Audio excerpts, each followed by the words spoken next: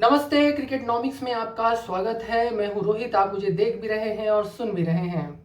आज मुंबई इंडियंस बनाम गुजरात टाइटंस का क्वालिफायर 2 का मुकाबला है और सबसे इंपॉर्टेंट बात यह है कि जो टीम जीतेगी वो जाके फाइनल खेलेगी। बेताज बादशाह जो बैठे हुए हैं ऊपर, महेंद्र सिंह धोनी, वो बादशाह जो देख रहे हैं कि अब क्या चल रहा है आईपीएल में, कौन कैसी बिसात बिछा रहा है और कौन कैसा खेल रहा है।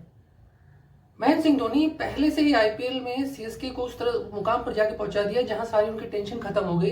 अब ये जो दो टीमें हैं वो लगातार भिड़ रही हैं, लगातार खेल रही हैं क्वार्टर प्ले ऑफ के लिए। अब सोचिए कितना पहले उन्होंने सोचा और कितना पहले वो टीम पहुंच गई। ये है धोनी।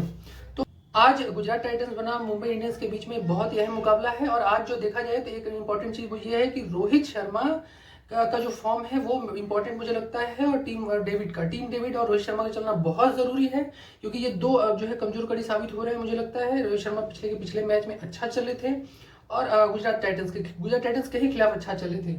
तो मुझे ये लग रहा है कि अगर रोहित शर्मा अगर टिक जाते हैं, उनके टिकने से बहुत मनोबल बढ़ता है टीम का। टीम सिर्फ उनके इस रन से नहीं आगे बढ़ती बल्कि मनोबल बढ़ता है टीम का, एमआई का मनोबल बढ़ता है। पिछला मुकाबला देखिए गुजरात के खिलाफ जब चल रहा था तो उनके रन बनाने की वजह से टीम का बहुत मनोबल बढ़ा हुआ था।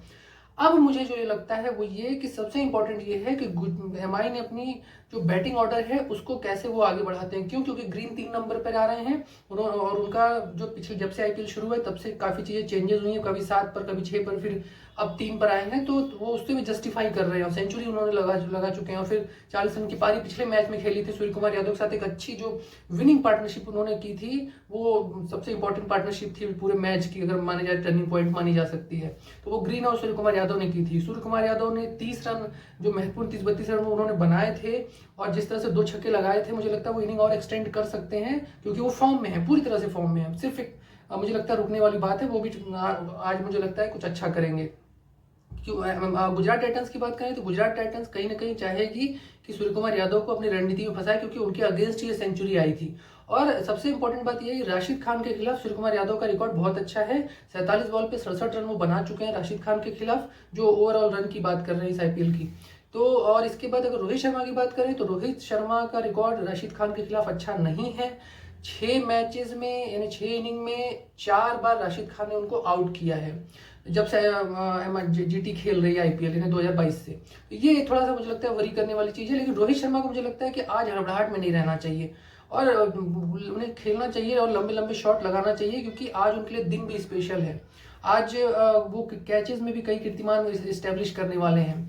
और एक इंपॉर्टेंट चीज ये है कि रोहित शर्मा, अगर मुझे लगता है कि रोहित शर्मा और ईशान किशन टिकते हैं तो बहुत बड़ा प्लेटफॉर्म तैयार हो जाएगा क्योंकि एमआई 50 रन से 60 रन की साझेदारी पहले बहुत तेजी से करना चाहती है और वो एक टेम्पो बना के रखता है। आप देखिए जितने मैचेस हुए हैं, रोहित शर्मा मुझे लगता है आज सबसे बड़े की प्लेयर होंगे अगर वो जिस तरह से खेल रहे हैं। ईशान किशन अपने फॉर्म में है, वो तो लगातार चल ही रहे हैं, लेकिन रोहित शर्मा और टीम डेविड दोनों में से कोई एक प्लेयर है जो आज अच्छा बहुत बड़ा करने वाला है।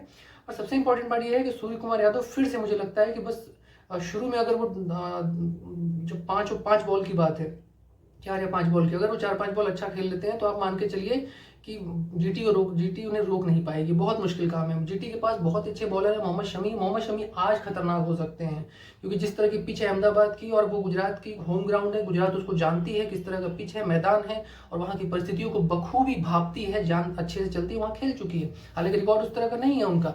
अगर बात करें रिकॉर्ड की तो रिकॉर्ड से एक चीज ध्यान में आती है कि अब तक 3 मुकाबले में गुजरात टाइटंस सिर्फ 1 बार जीती है, 2 बार बात करें रोहित शर्मा की टीम जीती है। और इससे पहले क्वालिफायर का जो अंतिम मुकाबला था, जैसे जो एमआई को क्वालिफायर में आना था, तब वो गुजरात टाइटंस को ही हराकर वो आई थी क्वालिफायर में।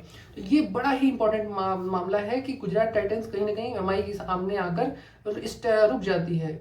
अपने यूं कहा जाए कि अपनी पूरी टीम के आगे आकर हार्दिक पांड्या की सारी रणनीति फेल हो जाती है।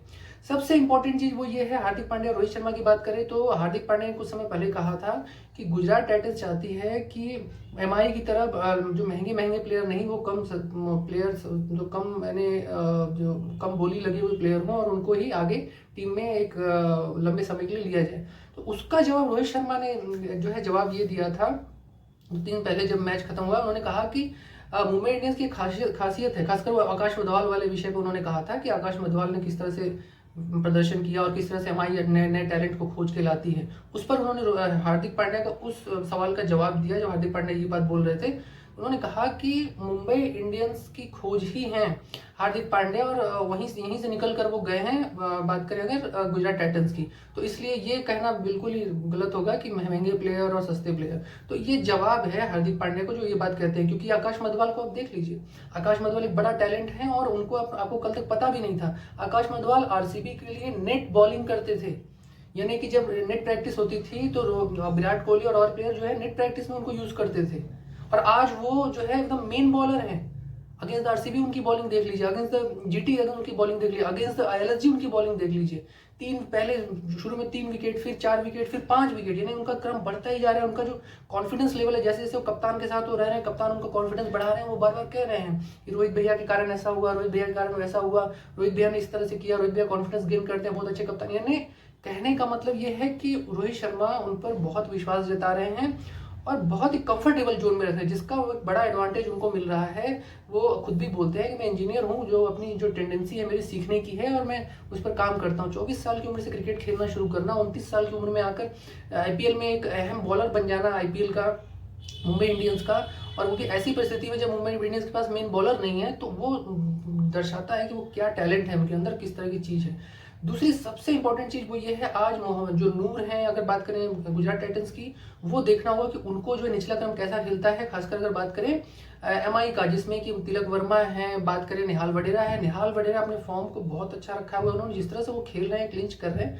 वो एक्सीलेंट था। पिछले मैच में भी जो उन्होंने 22-23 रन बनाए, वो बड़ा इंपॉर्टेंट 22-23 रन थे। और अगर क्रिस जॉर्डन वो एक ओवर 19वां ओवर अगर ठीक से वो पूरा ओवर उन्होंने ले लिया, अगर वो ओवर नहीं लेते तो शायद वो 200 रन तक भी पहुंचा देते। तो कहने का मतलब ये है कि निहाल वडेरा को मुझे लगता है कि 2-3 ओवर अंतिम में मिलना चाहिए। जितना ज़्यादा उनको और तिलक वर्मा को मिलेगा, वो बहुत ज़्यादा स्ट्रेच करेंगे, क्योंकि ये भूखे हैं रन के, और ये चाहे उनको मौका मिलने का इंतजार है कि हमें भी मिले, जिस तरह से बाकी बैटर्स को मिलता है, ग्रीन को मिलता है, तिलक वर्मा और टीम डेविड को मिलता है। तो कहने का ये मतलब है कि ये 3 हंगर प्लेयर मुझे लगता है, टीम डेविड और बात करें तिलक वर्मा और निहाल वडेरा, मुझे लगता है कि इनसे बहुत ज़्यादा उम्मीदें हैं आज के, खासकर आज के मैच में। लेकिन 2 प्लेयर्स मेरे दिमाग में बहुत ज़्यादा हैं, रोहित शर्मा और टीम डेविड। ये अगर कुछ कर देंगे तो कमाल हो जाएगा। और बॉलिंग की बात करें तो बॉलिंग में जो मुझे लगता है कि अगर सबसे इंपॉर्टेंट चीज़ वो ये है कि बेहनड्रॉफ देखना होगा किस तरह से खेलते हैं, क्योंकि वो बॉलिंग अच्छी कर रहे हैं। आकाश मधवाल ने हालांकि सारी की सारी महफिल लूट ली, लेकिन बेहनड्रॉफ उससे पहले वाले मैच में देखें तो बेहनड्रॉफ का रिकॉर्ड बहुत अच्छा है। अब मुझे लगता है कि आज भी उनका की रोल रहेगा, खासकर मोहम्मद शमी की बात करें तो मोहम्मद शमी बनाम आकाश मधवाल, और बेहनड्रॉफ की अगर बात करें तो बेहनड्रॉफ बनाम जोसेफ, यानी जोसेफ गुजरात टाइटंस में। तो ये 2 टॉप प्लेयर के हैं, देखना है कि इनमें से कौन विकेट कितना लेता है। और स्पिनर्स की बात करें तो पीयूष चावला बनाम राशिद खान। राशिद खान और पीयूष चावला दोनों टॉप विकेट टेकर्स हैं, लेकिन टॉप विकेट टेकर्स की बात करें तो मोहम्मद शमी जो सबसे ज्यादा विकेट लेने वाले हैं उनमें टॉप पर हैं, नंबर 1 पे है, नंबर 2 पे राशिद खान है, और पीयूष चावला उसी क्रम में आते हैं 4-5वें नंबर पे। तो कहने का मतलब है कि ये टॉप प्लेयर्स की लड़ाई है, टॉप बैटर्स की लड़ाई है। शुभमन गिल जो एमआई के खिलाफ फ्लॉप रहे थे, आकाश मधवाल ने उनको अपना शिकार बनाया था शानदार यॉर्कर पे, और आकाश मधवाल के ही जो यॉर्कर पे उनके और प्लेयर्स थे वो जिस तरह से आउट हुए, डेविड मिलर जिस तरह से लगातार आउट हो रहे थे, बात करें फिर उसके बाद और प्लेयर, तो मुझे लगता है आज का मैच बड़ा इंपॉर्टेंट है शुभमन गिल की दृष्टि से भी, क्योंकि वो लगातार शतक लगा चुके हैं और फॉर्म में हैं। और अब सबसे इंपॉर्टेंट चीज ये है कि देखना होगा कि वो आकाश मधवाल को कैसे खेलते हैं, क्योंकि पिछले मैच में वो नहीं अच्छा खेल पाए थे। हालांकि वो वानखेड़े का स्टेडियम था, लेकिन ये अहमदाबाद का है, तो वहां दोनों में बहुत अंतर है, क्योंकि एमआई जो है वो वानखेड़े में शेयर हो जाती है और अहमदाबाद में गुजरात उनके होम ग्राउंड है शुभमन गिल की टीम का। तो देखते हैं कौन अच्छा करता है। कुल मिला जुला के मुझे जो लगता है वो सबसे इंपॉर्टेंट है कि आज के दिन में जो निचला क्रम है, जो खासकर गुजरात और एमआई का, वो देखना होगा कैसा काम करता है, क्योंकि बैटिंग और ऑलराउंडर परफॉर्मेंस कैसा होता है। बात करें अगर एमआई की, तो एमआई के पास बैटिंग का पूरा क्लब है, लेकिन अगर गुजरात की बात करें उसके पास ऑलराउंडर, खासकर राशिद खान की बात करें, और राशिद खान ने बहुत परेशान किया था गुजरात मुंबई इंडियंस को पिछले मैच में, जो मैच आसानी से वो 100 रन के अंदर, 150 के 120 के अंदर जीत रही थी। उस मैच में उन्होंने 10 छक्के लगाए और 80 से 90 रन के बीच में उन्होंने रन बनाए, यानी कि आप इसी से अंदाजा लगाइए कि उनकी बैटिंग की जो है वो कैपेबिलिटी धीरे धीरे बढ़ते जा रही है, वो बड़े ऑलराउंडर के रूप में स्थापित हो रहे हैं, अपने आप को कर रहे हैं।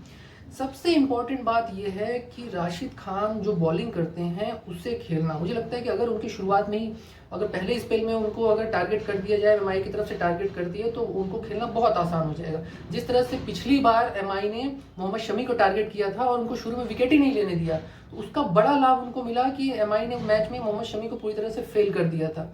राशिद खान ने भले ही विकेट लिया हो, लेकिन राशिद खान का वो दिन था, 4 विकेट उन्होंने लिए और 70 से 80-90 रन भी बनाए। लेकिन मुझे ऐसा लगता है कि राशिद खान को टारगेट करना चाहिए और वो पहले जो 2 ओवर वो करते हैं उसी में टारगेट करना चाहिए, क्योंकि 2 ओवर के बाद जो है विकेट थोड़ी सी इस तरह की हो जाएगी जो कि स्पिनर्स फ्रेंडली हो जाएगी। कुल मिला के राशिद खान को टारगेट पे रखना बहुत इंपॉर्टेंट है और मुझे लगता है कि निहाल वडेगा या फिर तिलक वर्मा अच्छा टारगेट कर सकते हैं, क्योंकि टीम डेविड उस तरह से नहीं कर पाते हैं। राशिद खान की बात करें, सूर्य कुमार यादव को मुझे लगता है थोड़ा सा देखना पड़ेगा, स्कूप खेलते समय जो शॉटेज वो गलती खुद से करते हैं। यश ठाकुर की जगह आज कोई दूसरा प्लेयर आ सकता है, ऐसी संभावना है। तो देखते हैं कुल मिलाकर कैसा होता है। हार्दिक पांड्या बैटिंग बॉलिंग नहीं कर पाए थे एमआई के खिलाफ, मुझे लगता है आज वो करेंगे, क्योंकि पिछले मैच में उन्होंने की थी। तो आज अब देखना होगा कि किस तरह से होता है। सीएसके के जब जीटी खेल रही थी तो हार्दिक पांड्या ने थोड़ी बैटिंग और बॉलिंग करने की कोशिश की थी। तो अब जीटी के खिलाफ भी मुझे लगता है कि उनकी बैटिंग और बॉलिंग करना बहुत इंपॉर्टेंट है, क्योंकि एमआई के खिलाफ जब वो पहला मैच खेले थे तो उन्होंने ही रोहित शर्मा को आउट किया था और उनका रिकॉर्ड अच्छा है एमआई के खिलाफ अगर बतौर बॉलर बात करें तो कुल मिला के देखना होगा कि एमआई की बॉलिंग और बैटिंग किस तरह की होती है और गुजरात की बॉलिंग बैटिंग किस तरह से है, क्योंकि गुजरात की बॉलिंग बहुत ही टॉप क्लास के जो प्लेयर हैं, उसमें खासकर फास्टर बॉलर मोहम्मद शमी और राशिद खान, अगर स्पिनर की बात करें, ये डिपार्टमेंट दोनों है। और वहीं मुंबई की अगर बात करें तो मुंबई के पास मुझे लगता है कि पीयूष चावला जैसे टॉप क्लास के बॉलर हैं जो स्पिन बॉलिंग को संभाल रहे हैं। लेकिन आकाश मधवाल के आने से टीम बहुत ज़्यादा मजबूत हुई है, जो कमियों से खल रही थी क्रिस जॉर्डन और जोफ्रा आर्चर की जो जिस तरह से बॉलिंग वो कर रहे थे उसके बाद। तो अब देखते हैं किस तरह से होता है। खासकर फील्डिंग में बहुत सुधार हुआ है। 3 रन आउट जो एलएसजी के खिलाफ किए गए उसमें मुझे एमआई की फील्डिंग बहुत अच्छी नजर आई। हालांकि वो कैच ड्रॉप कर रहे हैं, एमआई की सबसे बड़ी कमजोरी है कैच ड्रॉप करना, फील्डिंग सबसे बड़ी कमजोरी मैं मान रहा हूं। और एक बड़ी इंपॉर्टेंट ये है कि जैसे ईशान किशन आउट होते हैं रोहित शर्मा आउट हो जाते हैं, ये बहुत बड़ी कमजोरी हो रही है। मुझे लगता है कि अगर ईशान किशन आउट होते हैं तो रोहित शर्मा को लॉन्ग टाइम तक खेलना चाहिए, रोहित शर्मा आउट होते हैं तो ईशान किशन को लंबे समय तक रहना चाहिए, क्योंकि बैक टू बैक विकेट गिरने से जो है एमआई वो प्रेशर में आ जा रही है। आप देखिए सभी मैचेस में जैसे ईशान किशन आउट होते हैं रोहित शर्मा आउट होते हैं ईशान किशन आउट। तो बहुत इंपॉर्टेंट है कि दोनों में से कोई एक प्लेयर लंबे समय तक रहे, उससे टीम अपने आप जो है वो एक आप बोल सकते हैं कि एक फ्लो ले आएगी स्कोर का। और एमआई इस चीज़ में माहिर है कि उसे कैसे रन बनाना है। आज मुझे लगता है कि अगर आज का टारगेट अगर 200 से ऊपर का होता है तो मुझे लगता है बहुत बड़ा चेसेबल होगा। और इस चीज़ में दोनों टीमें माहिर हैं, गुजरात टाइटंस भी माहिर है और एमआई भी माहिर है चेस करने में। लेकिन एमआई को ज़्यादा माहिर माना जाता है 200 से ज़्यादा का टारगेट जब मिलता है, 4 बार वो कर चुकी है ऐसा। तो अब देखते हैं कुल मिला के कैसा होता है मुकाबला, क्या होता है। लेकिन कुल मिला के कहना ये होगा कि आज का मुकाबला बहुत दिलचस्प होगा। जो जीतेगी वो बहुत ऊपर बैठे हुए जो शहनशाह बादशाह है सुपर सीएसके के धोनी, उनसे सीधा मुकाबला होगा। तो देखते हैं कैसा होगा क्या होगा। लेकिन कुल मिला के उनकी एमएस धोनी की भी निगाहें इन दोनों टीमों पर होगी, क्योंकि उनमें से जीत कर ही कोई एक टीम ऊपर जाएगी। देखते हैं आज का मुकाबला कैसा होगा।